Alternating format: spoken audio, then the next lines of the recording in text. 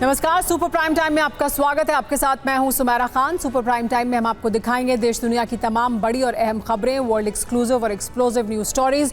शुरुआत इस वक्त की बड़ी खबर के साथ। डोनबास में रूसी सेना को बढ़त मिली है। नोवाया इलियांका पर रूस ने कब्जा कर लिया है। खार्किव में भी यूक्रेनी सेना पर हमले हुए हैं। यूक्रेन के 60 सैनिकों की मौत होने की जानकारी सामने आ रही है। पुतिन सेना अमेरिका और नेटो के खिलाफ बुरी तरह से भड़की हुई है। यूक्रेन के ATACMS हमले की वजह से रूसी सेना आग बबूला है। पुतिन अमेरिका और यूरोप में उसके सहयोगी देशों को सबक सिखाना चाहते हैं। इसीलिए रूस में वॉर कैबिनेट बनाई गई है, जिसके चेयरमैन खुद रूस के राष्ट्रपति व्लादिमीर पुतिन हैं। सूत्रों के मुताबिक आधी रात क्रेमलिन में वॉर कैबिनेट की मीटिंग हुई। इस मीटिंग में पुतिन ने अमेरिका और उसके सहयोगी देशों से ATACMS हमले का बदला लेने की मंजूरी दे दी है और इसी के बाद यूरोप पर बहुत बड़ा खतरा मंडराने लगा है।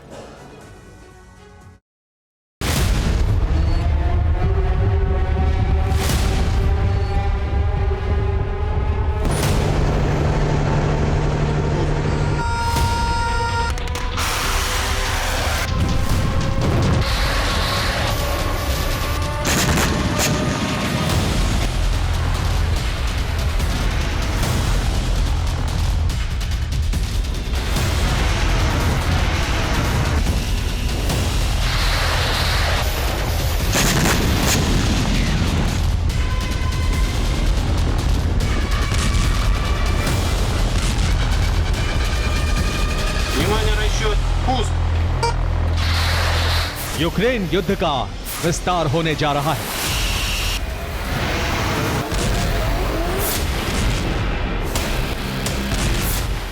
ये युद्ध महायुद्ध में बदलने जा रहा है।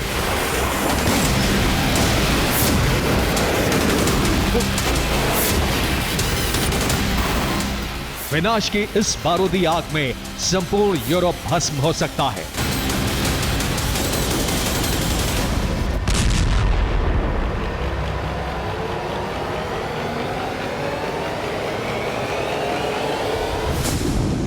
यूरोप में नेटो के कई देशों पर ऑरिस्टिक मिसाइल से वज्रपात की आशंका बढ़ गई है।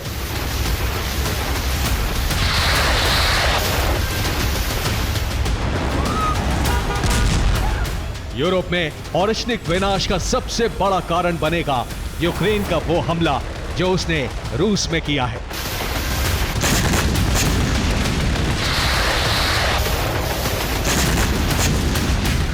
अमेरिका से अनुमति मिलने के बाद यूक्रेन ने रूस की धरती पर अटैकमस मिसाइलें फायर की और इसी के साथ यूरोप दहन की आशंका बढ़ गई।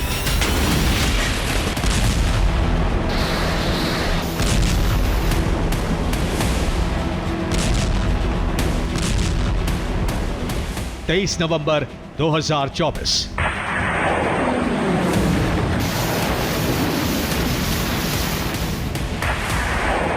यूक्रेन ने रूस में 5 अटैकमस मिसाइलें फायर की।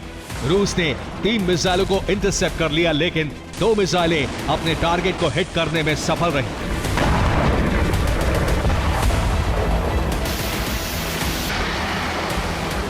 पच्चीस नवंबर 2024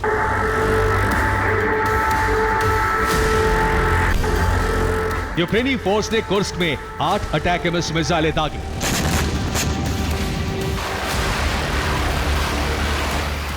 रूसी एयर डिफेंस ने 7 मिसाइलों को हवा में ही तबाह कर दिया, लेकिन एक मिसाइल विस्फोट करने में कामयाब रही। इस हमले में रूस के 2 सैनिक घायल हो गए।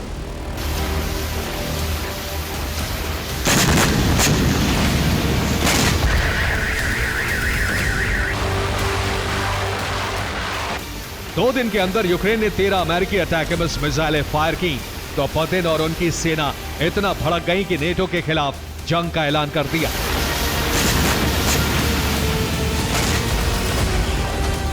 रूस के रक्षा मंत्री एंद्री बेलोसोव ने कहा है कि रूसी सेना इस हमले का विध्वंसक बदला लेगी। रूस के विदेश मंत्री सर्गेई लावरोव ने कहा है कि इस हमले के पीछे जिसका भी हाथ है उसे दंड दिया जाएगा।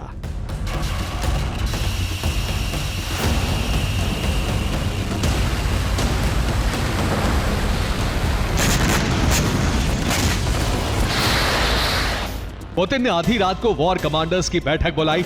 सूत्रों के मुताबिक इस बैठक में यूरोप में मौजूद नेटो देशों पर हमले करने का ब्लूप्रिंट तैयार किया गया।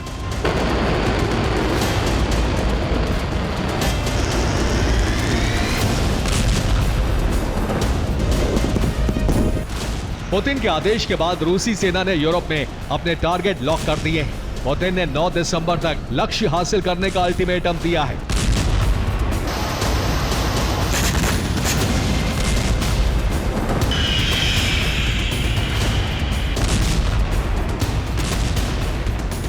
दरअसल 9 दिसंबर को रूस में day of heroes of the fatherland मनाया जाता है।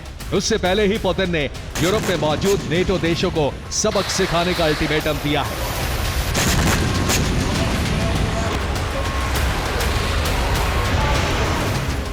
रूसी रक्षा मंत्रालय ने यूरोप ही नहीं बल्कि मिडिल ईस्ट, पैसिफिक और अलास्का तक अपने टारगेट लॉक कर लिए हैं।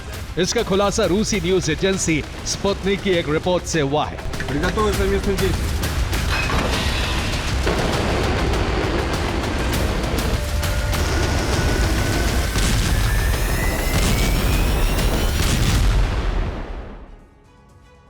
स्पुतनिक की रिपोर्ट के मुताबिक रूस की ओरेशनिक मिसाइल दुनिया में कहीं भी अमेरिकी बेस को तबाह कर सकती है। अगर रूसी सेना कपुस्तिन शहर यार से ओरेशनिक मिसाइल छोड़ती है तो ये कुवैत में 2100 किलोमीटर दूर मौजूद अमेरिकी बेस को सिर्फ 11 मिनट में जला सकती है।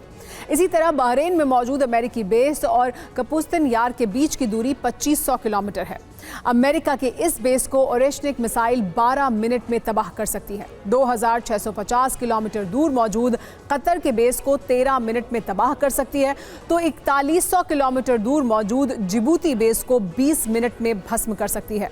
अगर रूसी सेना कमचातका से हमला करती है तो 2400 किलोमीटर दूर मौजूद अमेरिका के अलास्का बेस को ओरेशनिक मिसाइल 12 मिनट में तहस नहस कर सकती है।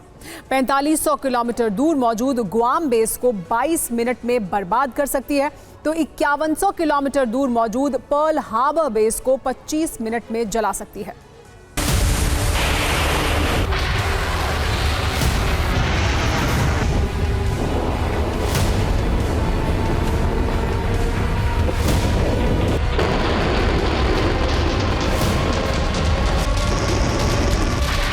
यूरोप में मौजूद नेटो देशों और दुनिया भर में अमेरिकी बेस को जलाने के लिए न सिर्फ रूस की IRBM मिसाइल ओरेशनिक तैयार है बल्कि पुतिन ने नेटो से जंग के लिए वॉर कैबिनेट भी बना ली है।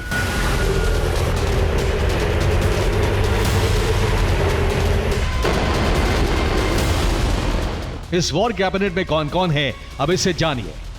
रूसी राष्ट्रपति व्लादिमीर पुतिन इस वॉर कैबिनेट के चेयरमैन हैं। इसमें रूसी सिक्योरिटी काउंसिल के डिप्टी चीफ दिमित्री मेदवेदेव, रूसी सिक्योरिटी काउंसिल के सेक्रेटरी सर्गेई शोइगु, रूस के प्रधानमंत्री मिखाइल मिशुस्तिन, रूस की उप प्रधानमंत्री तातियाना गोलिकोवा, रूस के रक्षा मंत्री आंद्रे बेलुसोव, रूस के ऊर्जा मंत्री सर्गेई तिस्विलोव, रूस के विदेश मंत्री सर्गेई लावरोव, रूस के मंत्री अलेक्जेंडर कोज़लोव, रूसी सरकार में मंत्री ओक्साना लूथ शामिल हैं।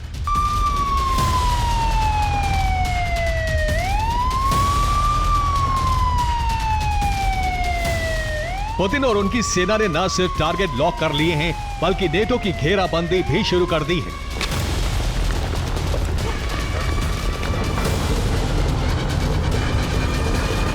घेराबंदी के बाद नेटो देशों पर ओरेशनिक मिसाइलों से धावा बोलने की तैयारी है।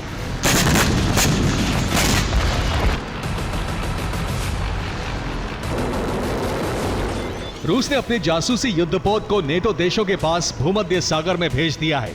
माना जा रहा है कि रूस का यह युद्धपोत नेटो देशों की सुरक्षा से जुड़ी अहम जानकारी जुटा रहा है। इतना ही नहीं, ब्रिटेन में अमेरिकी बेस पर एक बार फिर रूस के ड्रोन पहुंच गए। अटैकमिस हमले के बाद रूस के विदेश मंत्रालय ने ब्रिटेन के राजदूत निजिल कासे को समन किया।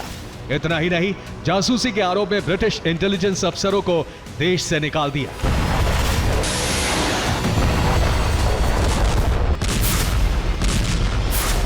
रूस की आक्रामकता को देखते हुए अमेरिका और उसके सहयोगी देश भयभीत हैं। अमेरिका को पता है कि रूस किसी भी वक्त उसके खिलाफ युद्ध छेड़ सकता है, लिहाजा उसने भी अपनी तैयारियां तेज कर दी हैं। अमेरिका ने मिनटमैन मिसाइल को साइलो में पहुंचा दिया है। इसके साथ ही गुआम बेस पर परमाणु पनडुब्बी भेज दी है।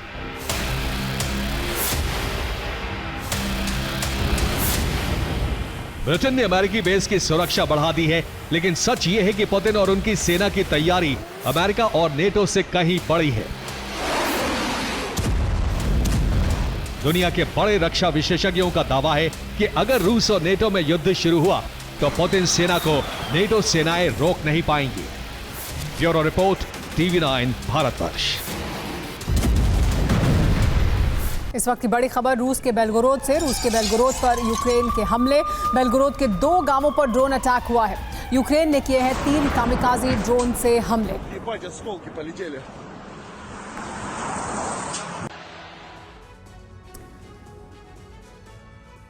अमेरिका के नए राष्ट्रपति की शपथ में अब 2 महीने से भी कम का वक्त बचा है। ऐसे में राष्ट्रपति पुतिन ने यूक्रेन पर कब्जे की जंग तेज कर दी है। व्लादिमीर पुतिन ने यूक्रेन सेना को तबाह करने के लिए जंग में सोवियत काल के हथियार उतार दिए हैं, जिसका परिणाम भी दिखने लगा है। महज 1 हफ्ते में रूस ने यूक्रेन की 250 वर्ग किलोमीटर जमीन पर कब्जा कर लिया है। यूक्रेन जंग शुरू होने के बाद ऐसा पहली बार है जब रूस ने इतने कम वक्त में इतने बड़े हिस्से पर कब्जा किया है। सवाल है कि क्या ट्रंप की शपथ से पहले ही ज़ेलेंस्की पुतिन के सामने सरेंडर कर देंगे? इस रिपोर्ट में देखिए।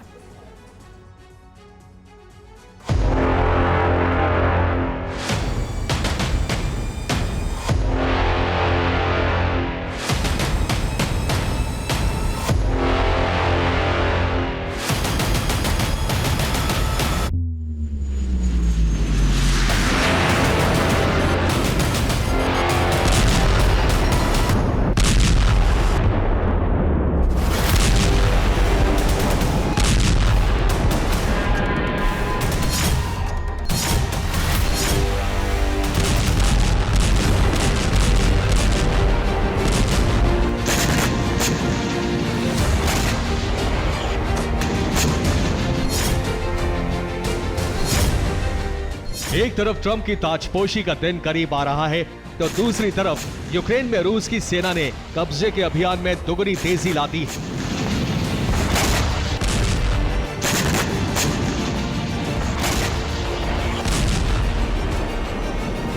हर बीतते घंटे के साथ रूस की सेना इंच दर इंच आगे बढ़ती जा रही है, ताकि 19 जनवरी से पहले यूक्रेन के ज्यादा से ज्यादा हिस्से पर रूसी झंडा फहराया जा सके।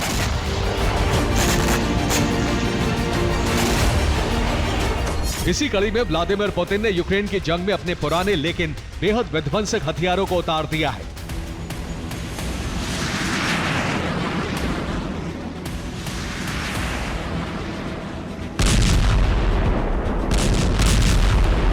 वो हथियार जो 1991 से पहले सोवियत संघ की सेना इस्तेमाल करती थी, जिनका सिर्फ और सिर्फ एक ही उद्देश्य था, दुश्मन का खात्मा, फिर चाहे उसके लिए हजारों लाशें क्यों ना बिछानी पड़े। रिपोर्ट्स के मुताबिक रूसी सेना जिन T-160 और Tu-95 बॉम्बर का इस्तेमाल कर रही है, वो सोवियत काल के बने हुए हैं। ये बम वर्षक 1991 में विघटन के बाद यूक्रेन को मिले थे। साल 1999 में यूक्रेन ने इन्हें अपना कर्ज चुकाने के लिए रूस को बेच दिया। यूक्रेन ने रूस को 8 Tu-160 और 3 Tu-95 बॉम्बर बेचे थे। अब रूस इन्हीं बम वर्षकों के जरिए यूक्रेन पर बारूदी बारिश कर रहा है। रूस न सिर्फ आसमान से बम वर्षा के लिए सोवियत काल के हथियारों का इस्तेमाल कर रहा है, बल्कि जमीन पर लड़ी जा रही जंग में भी सोवियत युग के घातक टैंकों ने मोर्चा संभाल लिया है। जमीन पर तेजी से आगे बढ़ता, बारूद बरसाता ये रूस का टर्टल टैंक है। रूस ने इन टैंकों को डोनेस्क में उतारा है। इन टैंकों की बनावट जितनी खास है, ये उतने ही ज्यादा मारक है।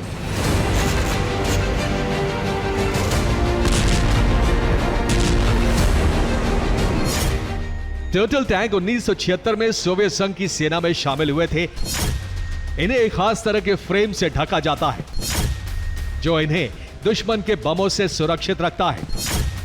दावा है कि रूस ने इसमें कुछ खास बदलाव किए हैं। इस कवच को बेहद आधुनिक बनाया गया है, जो टैंक को ड्रोन हमलों से सुरक्षित रखता है। साथ ही इसमें एंटी ड्रोन रेडियो जैमर भी लगाए गए। सिर्फ इतना ही नहीं, इस टैंक में खास तरह के एंटी माइन रोलर भी लगे हैं जो जमीन पे छिपी माइंस को ढूंढ निकालते हैं। सवाल है कि रूस सोवियत काल के हथियारों का इस्तेमाल क्यों कर रहा है। इसकी वजह है पुराने हथियारों को मिली विध्वंस की अनिश्चित छूट।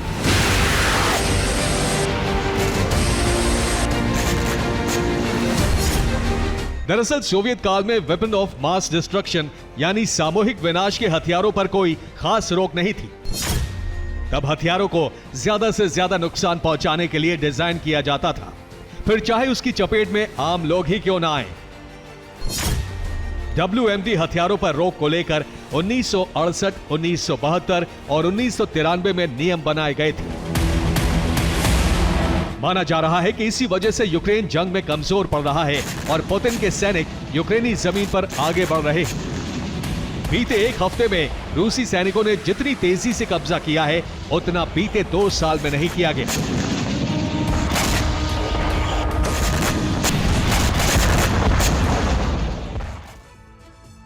दरअसल रूस पश्चिमी यूक्रेन में ज्यादा से ज्यादा जमीन पर कब्जा करना चाहता है। पुतिन के आदेश के बाद महज एक हफ्ते में रूसी सेना ने 250 वर्ग किलोमीटर के हिस्से पर कब्जा कर लिया है। रूस की सेना कुराकोव तक पहुंच चुकी है। यहां इस वक्त रूसी झंडा लहरा रहा है। इसके बाद रूस के जवान वेलिका नोवोसिल्का की तरफ बढ़ रहे हैं। वेलिका नोवोसिल्का को ज़ैपोरिज़िया, नीप्रो, डोनेत्स्क के बीच बेहद अहम पॉइंट माना जाता है। यहां भारी संख्या में यूक्रेनी हथियार मौजूद हैं। ज़ैपोरिज़िया, नीप्रो में ज्यादातर हथियार यहीं से सप्लाई किए जाते हैं। रूस की कोशिश इस सप्लाई लाइन को काटने की है, जिसके बाद पुतिन आर्मी ज़ैपोरिज़िया और नीप्रो की तरफ बढ़ना शुरू कर देगी। रूस की कोशिश नीप्रो नदी तक पहुंचने की है।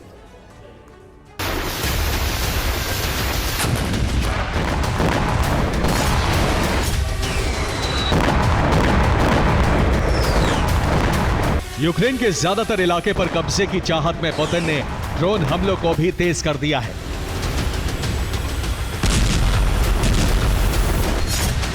बीते 24 घंटे में रूस ने यूक्रेन पर 188 ड्रोन हमले किए। रूस का प्रमुख टारगेट टेर्नोपिल, जायटोमीर और ओडेसा था। रूस ने सबसे ज्यादा ड्रोन हमले ओडेसा शहर और इसके बंदरगाहों पर किए। दावा है कि रूस ने यहां कुल 73 ड्रोन दागे। इसके साथ ही ओडेसा शहर पर स्कंदर मिसाइलों से हमला किया।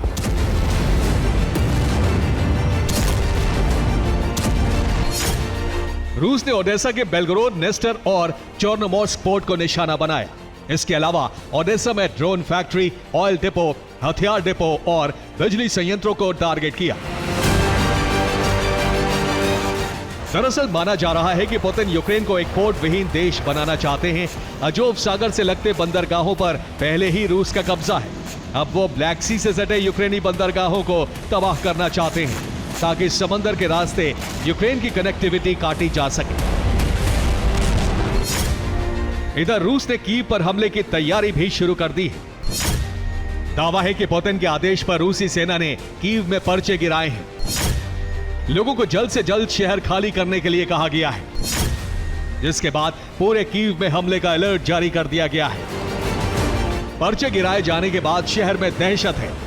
लोगों ने कीव को खाली करना शुरू कर दिया है। हालांकि ज़ेलेंस्की किसी भी हाल में घुटने टेकने के लिए तैयार नहीं है। उन्होंने यूक्रेन सेना को रूसी जमीन पर हमले तेज करने का आदेश दिया है, जिसके बाद यूक्रेनी जवान बेहद आक्रामक हो चुके हैं।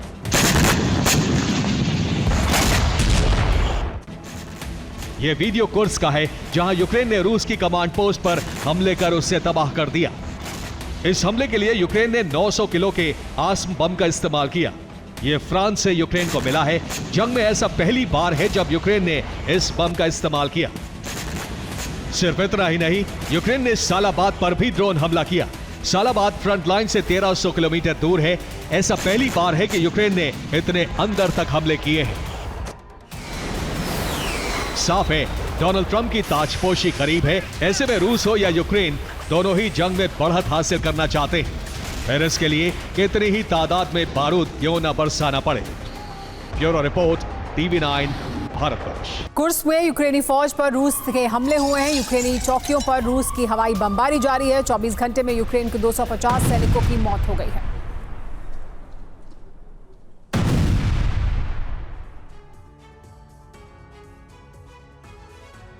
युद्ध काल में रूस के राष्ट्रपति व्लादिमीर पुतिन ने अपनी विदेश नीति में कई बड़े बदलाव किए हैं और उसकी एक झलक अफगानिस्तान से मिली है।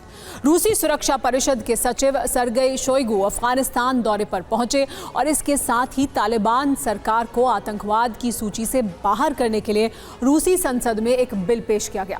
2003 से रूस ने तालिबान को आतंकवाद की सूची में डाल रखा था, लेकिन अचानक पुतिन ने नीति में परिवर्तन क्यों किया है? क्या है शोइगु के अफगानिस्तान दौरे का रहस्य और कैसे ये रूस को युद्ध में मजबूत करने वाला है? इस रिपोर्ट में देखिए।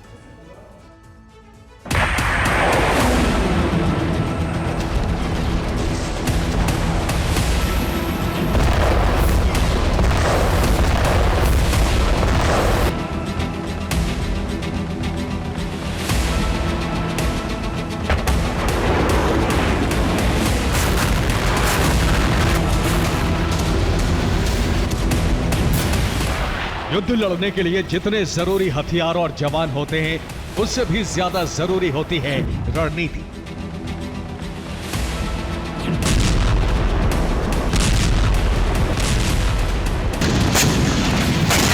रणनीति के तहत ही अमेरिका ने यूक्रेन को समर्थन देना शुरू किया। बाइडेन की रणनीति है रूस की शक्ति को इतना कम कर देना कि पुतिन साम्राज्य विस्तार के बारे में सोच ना सके।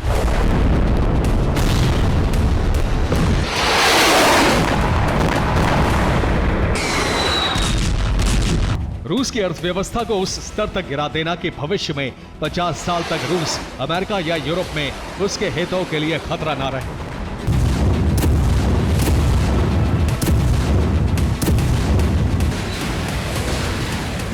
बाइडेन ने रूस को बर्बाद करने की रणनीति पर लाखों करोड़ रुपए खर्च कर दिए। Bravo 6, second platoon is moving to rendezvous near your location.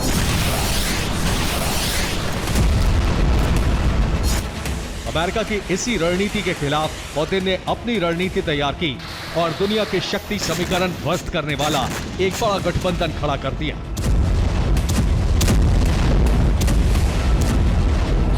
– 2022 से अब तक पुतिन के खेमे में कई देश और कई युद्धग्रस्त देश जुड़ चुके हैं।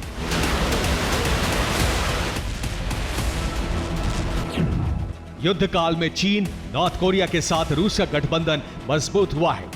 इसके साथ ही रूस ने हिजबुल्लाह, हूती, हमास के साथ संबंध मजबूत किए हैं।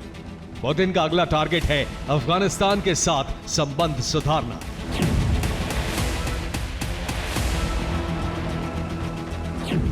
25 नवंबर को रूसी राष्ट्रीय सुरक्षा परिषद के सचिव सरगई शोइगु का अफगानिस्तान दौरा शुरू हुआ। इस दौरे का मकसद यही है कि अफगानिस्तान की तालिबान सरकार के साथ रूस संबंध सुधारना चाहता है ताकि उसे जंग में फायदा हो सके।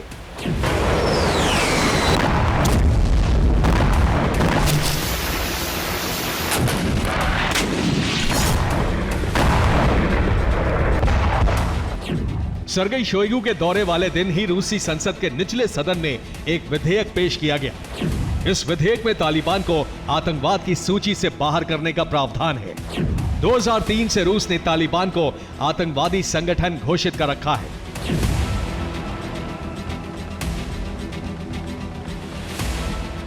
अफगानिस्तान में सरकार बनाने के बाद भी अमेरिका, यूके सहित यूरोप के देशों ने तालिबान को आतंकवादी संगठन की लिस्ट से बाहर नहीं किया है। लेकिन रूस ऐसा कर रहा है तो उसके पीछे कई बड़ी वजह हैं। रूस अब से पहले भी हिजबुल्लाह, हमास और हूती को समर्थन दे चुका है।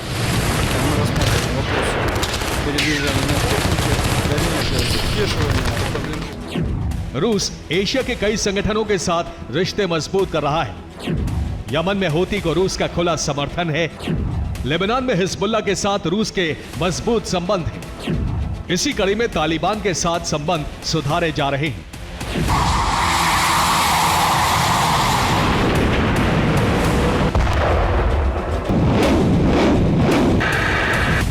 पुतिन एशिया में बड़ा गठबंधन तैयार कर रहे हैं। इसके जरिए अमेरिका और यूरोप पर दबाव बनाने की रणनीति तेज की जा रही है। बीते 2.5 साल में पूर्वी एशिया में पुतिन ने नॉर्थ कोरिया के साथ संबंध मजबूत किए। नॉर्थ कोरिया के 11,000 जवान रूस के लिए यूक्रेन से जंग लड़ रहे हैं। रूस को नॉर्थ कोरिया के केएन बैलिस्टिक मिसाइलों की सप्लाई हो रही है। इसके अलावा नॉर्थ कोरिया से कंटेनर भरकर टैंक के गोले रूस भेजे जा रहे हैं। रूस की पैदल सेना के जवानों के लिए राइफलें और सिक्योरिटी गियर भी भेजे गए हैं। पश्चिमी एशिया में पुतिन ने यमन के हूती संगठन के साथ सैन्य करार किए हैं। कई खुफिया रिपोर्ट हैं कि रूस के हूती को मिसाइल सप्लाई भी की गई है। इसके अलावा हूती को एंटी शिप और बैलिस्टिक मिसाइलों का प्रशिक्षण भी दिया गया है। रिपोर्ट ये भी है कि आने वाले दिनों में नॉर्थ कोरिया की तरह यूक्रेन जंग में हूती लड़ाके भी उतर सकते हैं। इसी कड़ी में रूस तालिबान से संबंध सुधारने की कोशिश कर रहा है। ISKP यानी इस्लामिक स्टेट खुरासान प्रोविंस संगठन के खिलाफ रूस ने तालिबान को हथियार सप्लाई भी किए हैं। रूस लगातार तालिबान से अंतर्राष्ट्रीय प्रतिबंध हटाने की वकालत कर रहा है। इसके बदले में तालिबान सरकार रूस को जंग लड़ने के लिए लड़ाके दे सकती है।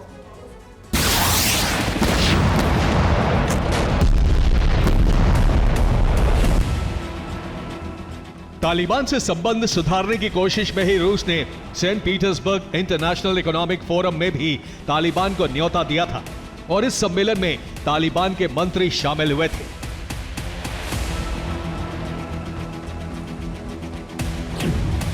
तालिबान से संबंध सुधारने की कोशिश के पीछे पुतिन का मकसद सिर्फ लड़ाके हासिल करना नहीं है, बल्कि उनकी नजर है अमेरिकी तकनीक पर। –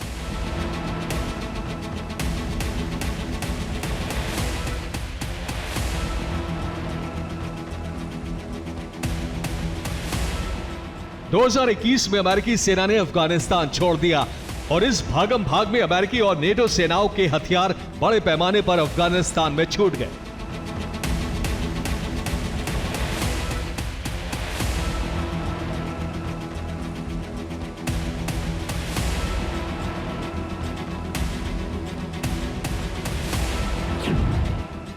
ये काबुल एयरपोर्ट पर खड़े ब्लैक हॉक हेलीकॉप्टर की तस्वीरें हैं जो अमेरिकी सेना अपने साथ नहीं ले जा सकी थी।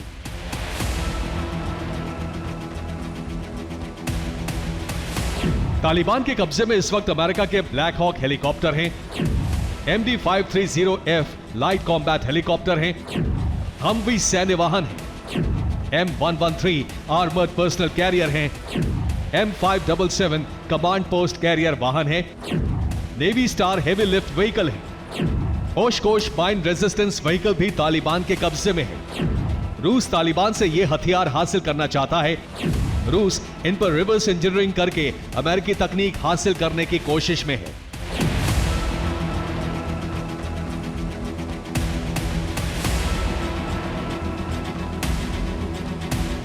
इसीलिए सरगई शोइगु को अफगानिस्तान दौरे पर भेजा गया है ताकि तालिबान से संबंध सुधारकर अमेरिकी तकनीक हासिल की जा सके।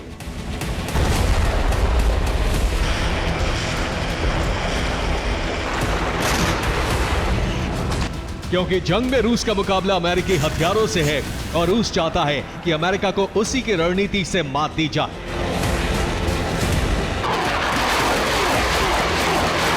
रूस को जंग लड़ने के लिए लड़ाकों की जरूरत है और तालिबान के साथ साथ कई और देशों से रूस लड़ाके बुलाने की तैयारी में है। रिपोर्ट है कि माली के लड़ाके रूस के लिए जंग लड़ रहे हैं। ये लड़ाके वैगनर के साथ माली सरकार की मदद करते रहे। अब इन लड़ाकों को यूक्रेन भेजा जा रहा है। इससे बौखलाए यूक्रेन ने माली के विद्रोही गुटों को हथियार सप्लाई शुरू कर दी है। रिपोर्ट है कि यूक्रेन ने वैगनर विरोधी गुटों को प्रतिबंधित फास्फोरस बम भेजे हैं।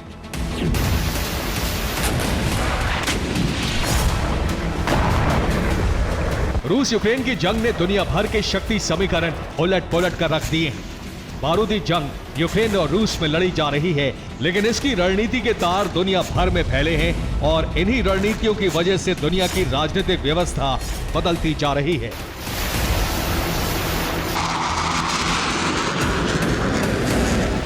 Bureau report, TV9 Bharatvarsh. इस वक्त की बड़ी खबर, यूक्रेन के लवीव पर रूस ने हमला किया है। रूसी मिसाइल फोर्सेस ने ये हमले किए हैं।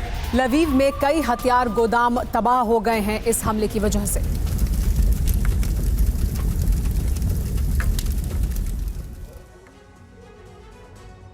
इजरायल और लेबनान के बीच युद्ध विराम का समझौता हो चुका है। लेबनानी समय के मुताबिक 27 नवंबर की सुबह 4 बजे युद्ध विराम लागू हो गया। अब इजरायल लेबनान के हिजबुल्लाह ठिकानों पर हमले नहीं करेगा और हिजबुल्लाह के हमले भी नहीं होंगे। लेकिन इजरायल के प्रधानमंत्री बेंयामिन नेतन्याहू ने कहा है कि जंग खत्म नहीं हुई है, हिजबुल्लाह समाप्त नहीं हुआ लेकिन बहुत कमजोर हो चुका है। बेंयामिन ने सीरिया और ईरान को भी धमकी जारी कर दी है। क्या इजरायल का अगला टारगेट सीरिया और ईरान है? आखिर लेबनान में युद्ध विराम के पीछे इजरायल का बड़ा मकसद क्या है? इस रिपोर्ट में देखिए।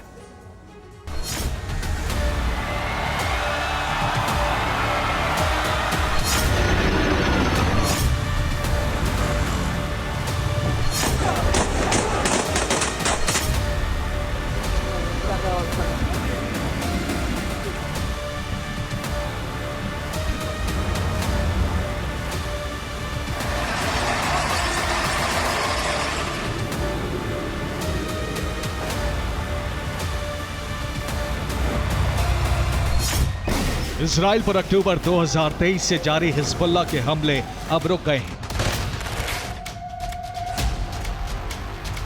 1 अक्टूबर 2024 को शुरू हुआ इजराइल का लेबनान ग्राउंड ऑपरेशन खत्म हो चुका है। इजरायली सेना लेबनान से इजराइल लौट रही है और लेबनानी सेना दक्षिणी लेबनान में अपनी सैन्य चौकियों की तरफ बढ़ रही है।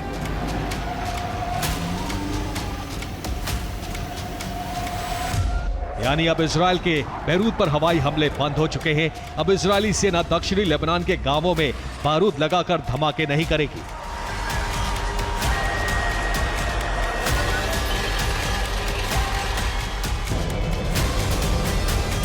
इजरायली कैबिनेट ने लेबनान सरकार के साथ युद्ध विराम समझौते पर मुहर लगा दी है।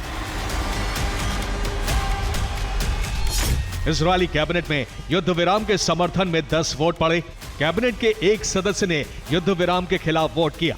समझौते के मुताबिक फ्रांस अमेरिका युद्ध विराम के गारंटर बने हैं। इजराइल लेबनान के बीच में कोई बफर जोन नहीं होगा। इजरायली सीमा से सटे क्षेत्रों पर लेबनानी सेना का नियंत्रण होगा।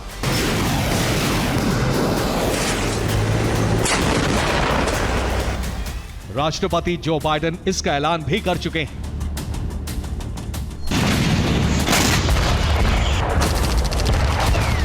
इजराइल और लेबनान सरकार युद्ध विराम की शर्तों पर तैयार हो चुके हैं। हालांकि पहले इजराइल चाहता था कि हिजबुल्लाह का निरस्त्रीकरण किया जाए, लेकिन हिजबुल्लाह ने कहा है कि वो दक्षिणी लेबनान में सक्रिय रहेगा। हिजबुल्लाह सांसद हसन फदलल्लाह ने कहा है कि हिजबुल्लाह दक्षिणी लेबनान में काम करता रहेगा। दक्षिणी लेबनान के नष्ट हुए इलाकों में पुनर्निर्माण किया जाएगा। विस्थापित नागरिकों को बसाने के लिए हिजबुल्लाह काम करता रहेगा।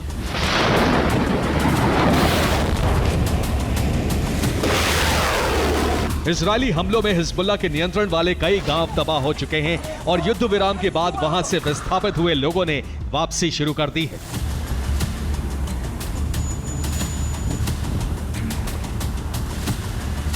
हालांकि इजराइल ने कहा है कि अभी दक्षिणी लेबनान के नागरिकों को वापसी नहीं करनी चाहिए। प्रधानमंत्री नेतन्याहू ने कहा है कि युद्ध अभी समाप्त नहीं हुआ।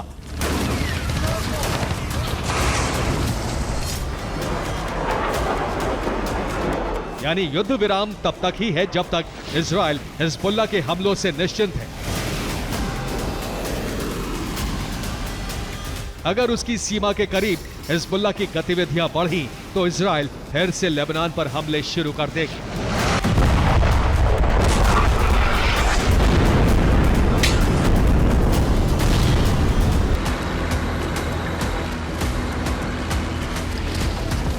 लेबनान युद्ध विराम को जंग की समाप्ति नहीं बल्कि एक नई जंग की शुरुआत से पहले की खामोशी माना जा रहा है।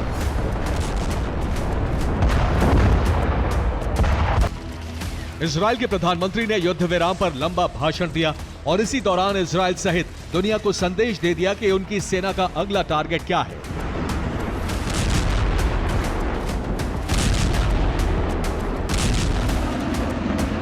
नेतन्याहू ने कहा है कि हिजबुल्लाह शक्ति के मामले में दशकों पीछे चला गया है।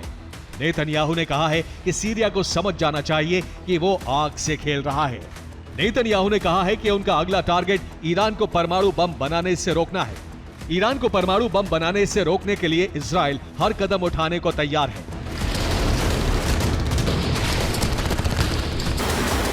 इजराइल ने 26 अक्टूबर को ईरान पर हवाई हमले किए और दावा है कि इन हमलों में उसके परमाणु कार्यक्रम को गहरी चोट लगी है।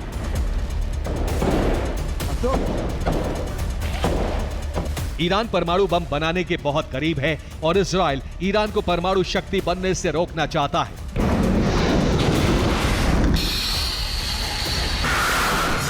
माना जा रहा है कि लेबनान युद्ध विराम के बाद इजराइल का फोकस ईरान है। इजरायली वायुसेना ईरान के परमाणु ठिकानों को निशाना बना सकती है। इजरायली सेना 26 अक्टूबर से बड़े हमले कर सकती है। इसके साथ ही ईरान की मिसाइल बनाने वाली कंपनियों पर हमले हो सकते हैं।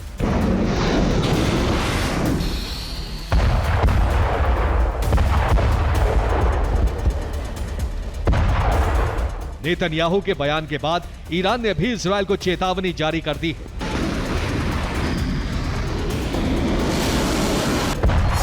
ईरान के सेना प्रमुख major general Mohammad Hussain Bagheri ने कहा है कि 26 अक्टूबर का बदला लिया जाना निश्चित है। इजराइल पर ऐसा हमला होगा जिसकी कल्पना भी नहीं की गई है।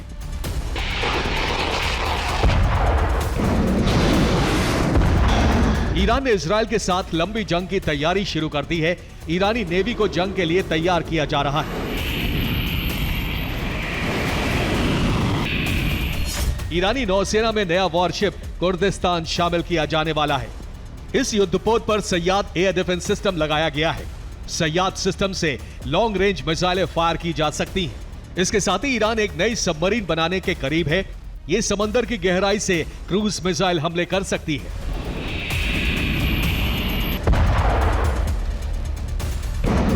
युद्ध विराम के बाद इजराइल का फोकस प्रॉक्सी का सिर और हाथ पांव काटना है ताकि वो भविष्य में खतरा ना बन सके।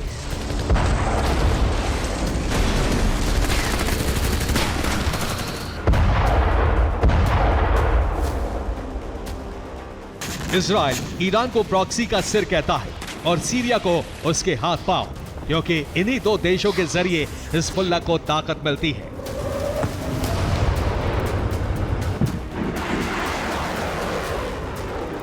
इसीलिए नेतन्याहू ने सीरिया को भी धमकी दी है। दरअसल पहले ईरान के जरिए सीरिया होते हुए हथियार हिजबुल्लाह तक पहुंचते हैं। इसके लिए मसना क्रॉसिंग का इस्तेमाल किया जाता था, लेकिन इजराइल ने 17 अक्टूबर को यहां एयर स्ट्राइक की और रूट को तबाह कर दिया। इसके बाद बशर अल असद की मदद से नईम कासिम ने लेबनान में हथियार लाने के लिए 3 नए रूट तय किए हैं। पहला है टार्टस क्रॉसिंग, दूसरा अल दबूसिया क्रॉसिंग और तीसरा तलकलाख क्रॉसिंग। ये सीरिया को लेबनान से जोड़ते हैं। अब इन्हीं रास्तों के जरिए हिज़्ब लड़ाकों तक हथियार पहुंचाए जाते हैं। नेतन्याहू ने इसीलिए सीरिया को चेतावनी दी है, यानी ईरान के साथ साथ सीरिया पर भी इजराइल के हमले हो सकते हैं। सीरिया पर इजराइल के सहयोगी अमेरिका के हमले शुरू हो चुके हैं। यूएस सेंट्रल कमांड ने 26 नवंबर को सीरिया पर हवाई हमले किए। इस हमले में ईरान के प्रॉक्सी के हथियार गोदाम नष्ट कर दिए गए।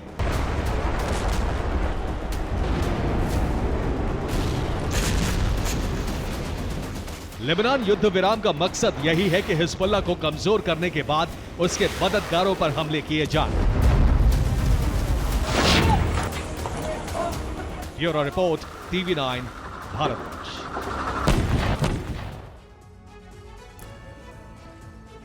कई महीनों की कोशिश के बाद इजराइल और लेबनान के बीच युद्ध विराम हो चुका है, लेकिन इसके ऐलान से पहले हिजबुल्लाह और इजराइल ने एक दूसरे पर जबरदस्त बारूद बरसाया। दावा है कि महज एक रात में इजराइल ने हिज्ब के 180 ठिकाने तबाह कर दिए, तो वहीं हिजबुल्लाह ने भी हाइफा से तल अवीव तक हमले किए। ऐसे में सवाल है कि ये युद्ध विराम कितने दिनों तक टिकेगा।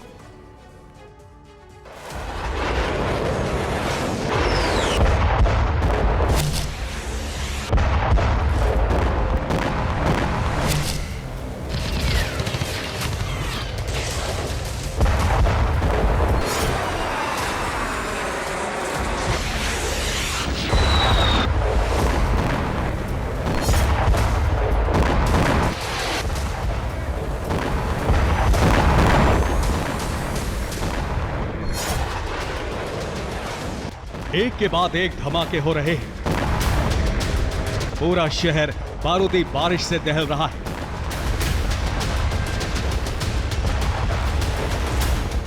तबाही ऐसी है जिसे देखकर किसी की भी रूह कांप जाए।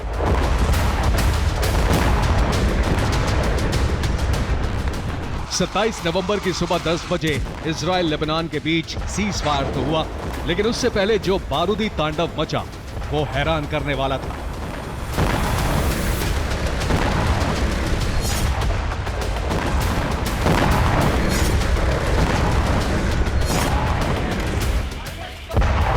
सीज फायर से पहले इजराइल ने लेबनान के शहरों पर भीषण एयर स्ट्राइक की। एक के बाद एक दर्जनों बम बरसाए गए। हमले सिर्फ इजराइल की तरफ से नहीं हुए, बल्कि हिजबुल्लाह ने भी इजराइल पर जबरदस्त रॉकेट वर्षा की।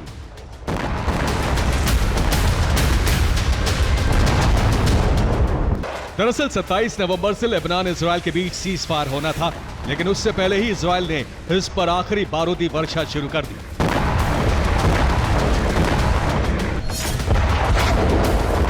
ये बीती रात का वीडियो है जब इजराइल ने लेबनान के सिदोन शहर पर पहला मिसाइल हमला किया।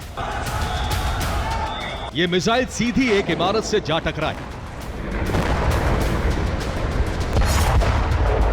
ये लेबनान के सरफन का वीडियो है जहां इजराइल की मिसाइल एक गैस स्टेशन पर आकर गिरी, जिसके बाद जबरदस्त धमाका देखा गया। सिर्फ इतना ही नहीं, इजराइल ने लेबनान की राजधानी बैरूत पर भी हवाई हमले किए। बैरूत के अलग अलग हिस्सों में कई धमाके देखे गए।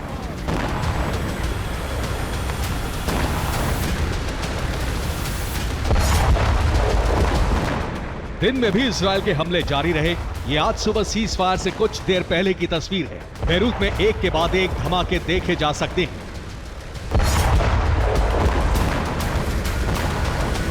बैरूत के दाहिया में भी इजराइल ने रिहायशी इलाकों पर एयर स्ट्राइक की।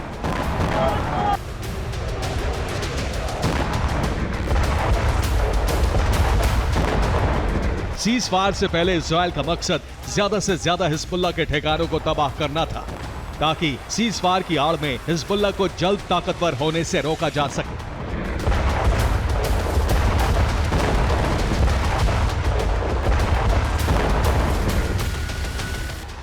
इसीलिए इजराइल ने हिज्ब ठिकानों से लेकर रिहायशी इलाकों तक पर बमबारी की। इजराइल ने बैरूत, सिदोन, तायरे और बेका पर हमले किए। दावा है कि सिर्फ बैरूत में 180 हिजबुल्लाह के ठिकानों को तबाह कर दिया गया। दावा है कि महज 120 सेकंड में 20 ठिकानों को टारगेट किया गया। इजराइल ने अल इंसाफ मनी एक्सचेंज ऑफिस को भी तबाह कर दिया। ऐसा नहीं है कि हमले सिर्फ इजराइल की तरफ से किए गए। जितना प्रहार आईडीएफ ने किया, ठीक वैसा ही जवाब हिजबुल्लाह की तरफ से भी दिया गया। हिजबुल्लाह ने इजरायली सेना के ठिकाने और शहरों पर रॉकेट वर्षा की।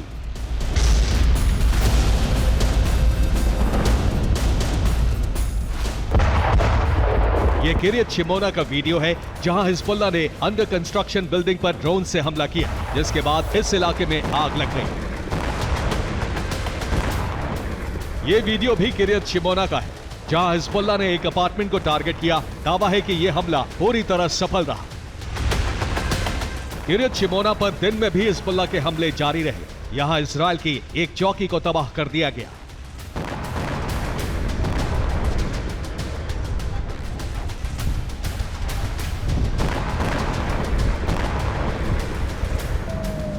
ये हाइफा का वीडियो है। दावा है कि हिज्ब ने यहां ड्रोन से हमला किया जो एक ट्रांसफार्मर से जा टकराया।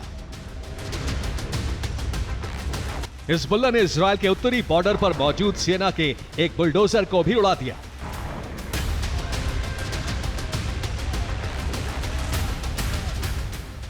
दरअसल माना जा रहा है कि हिज्ब सीज फायर से पहले इजराइल को अपनी ताकत का ट्रेलर देना चाहता था, ताकि वो सीज फायर तोड़ने से पहले 100 बार सोचे। Bureau report, TV9 Bharatvarsh.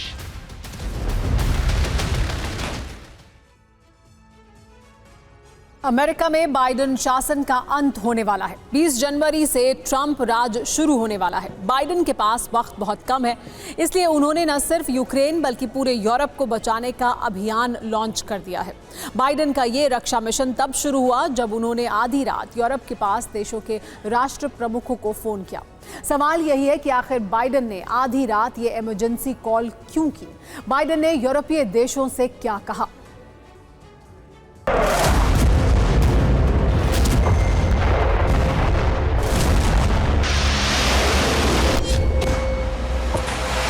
Ukraine के साथ साथ यूरोप के कई देशों पर खतरा मंडरा रहा है।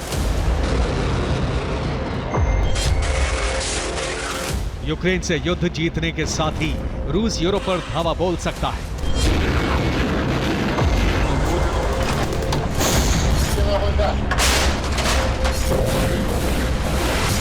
रूस के रडार पर नॉर्डिक और बाल्टिक देश।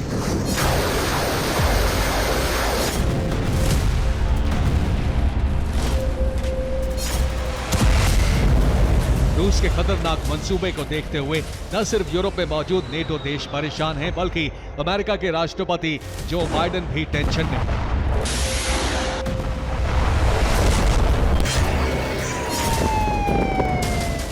पहले यूक्रेन और फिर यूरोप को बचाने की जो मुहिम है, उसकी कमान अब खुद बाइडेन ने अपने हाथ में ले ली है।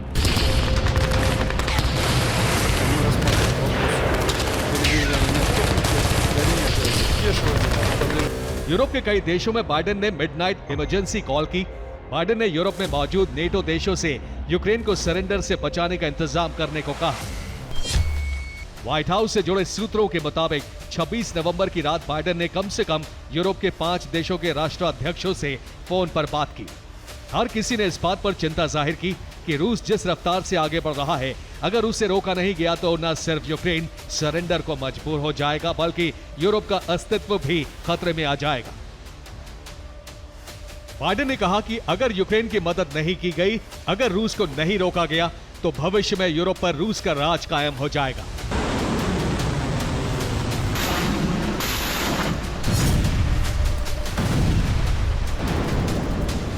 बाइडेन ने नेटो देशों से अपील की है कि वो यूक्रेन को 2 लाख करोड़ रुपए का हथियार सप्लाई करें। बाइडेन की इसी अपील के बाद यूक्रेन को हथियारों की सप्लाई तेज हो गई। पोलैंड यूक्रेन को MiG-29 लड़ाकू विमानों की फ्लीट देने जा रहा है। नीदरलैंड्स यूक्रेनी नेवी को युद्धपोत देने जा रहा है। इटली ने यूक्रेनी फोर्स को बख्तरबंद वाहन देने का फैसला किया है। जर्मनी यूक्रेन को 2 IRIS-T एयर डिफेंस सिस्टम देगा।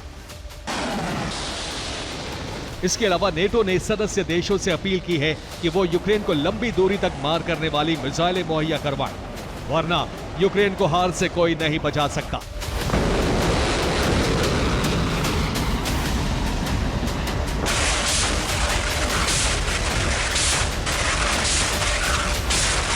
उधर अमेरिका की मदद से यूक्रेन नए और घातक ड्रोन का निर्माण कर रहा है।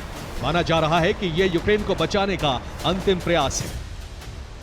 ट्रंप शासन शुरू होने से पहले ही यूक्रेन को रेस्क्यू करने का प्लान है, क्योंकि नेटो को मालूम है कि ट्रंप व्हाइट हाउस पहुंचते ही युद्ध को रोकने में जुट जाएंगे। Bureau report, TV9, Bharatvarsh. अंतरिक्ष में 170 दिनों से फंसी सुनीता विलियम्स की जान खतरे में थी। अंतरिक्ष में बड़ी अनहोनी हो सकती थी, लेकिन रूस ने इस अनहोनी को टाल दिया। सवाल यही है कि आखिर ऐसा क्या हुआ कि सुनीता के साथ साथ 6 वैज्ञानिकों के जान पर खतरा मंडराने लगा था।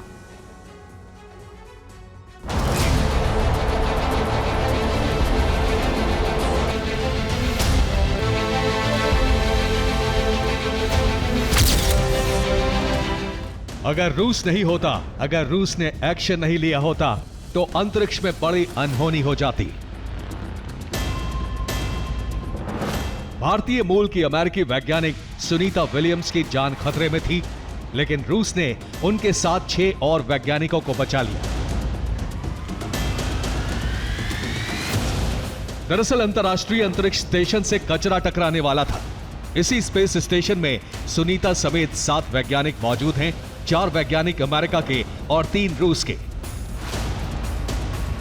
कचरे से बचने के लिए इंटरनेशनल स्पेस स्टेशन को 19 और 25 नवंबर के बीच 2 बार अपनी पोजीशन बदलनी पड़ी। अगर ऐसा न करते तो स्टेशन में मौजूद 7 अंतरिक्ष यात्रियों की जान खतरे में पड़ जाती।